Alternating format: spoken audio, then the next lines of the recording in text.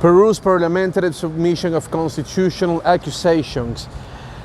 approved the investigation, the official investigation of left-wing President Pedro Castillo because of the alleged crime of treason following his remarks of allowing Bolivia to have sea access.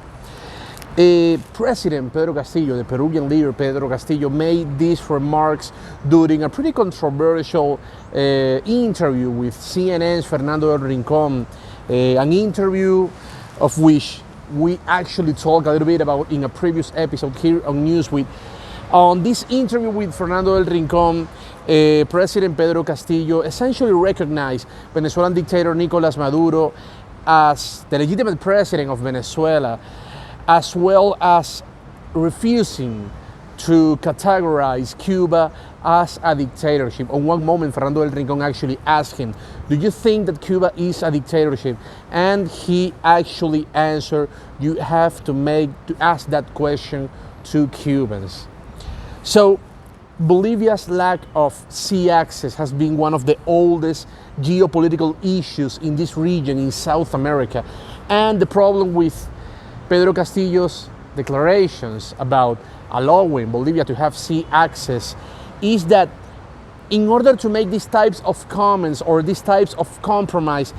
he actually first needs to consult the proper branches of the government before making this declaration, of course. And in addition to this pretty significant detail, a pretty concerning one, a pretty delicate one, is essentially the one that these declarations about allowing Bolivia to have sea access could actually create a huge geopolitical issue with Chile, which has been the counterpart of this particular problem over the last few decades. So, in addition to this problem that Pedro Castillo is facing, there has been more voices in Peru that has been calling for him to resign, following an editorial made by Peruvian newspaper El Comercio a couple of weeks ago, an editorial of which we also talked a little bit about in a previous episode here on Newsweek, which is something quite common in Peru to see many powers, including the power of mainstream media, to sometime ask for certain presidents to take a step aside.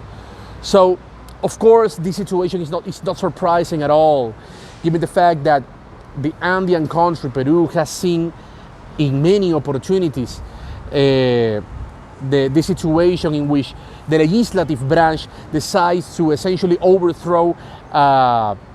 democratically elected president, being the reason why many people around the world and why many political analysts all around the world considers Peru as a parliamentary regime. So we're going to see what is going to happen, but the truth is that things doesn't look well for Pedro Castillo. Reporting from Medellín, Colombia, Luis Orozco, Newsweek.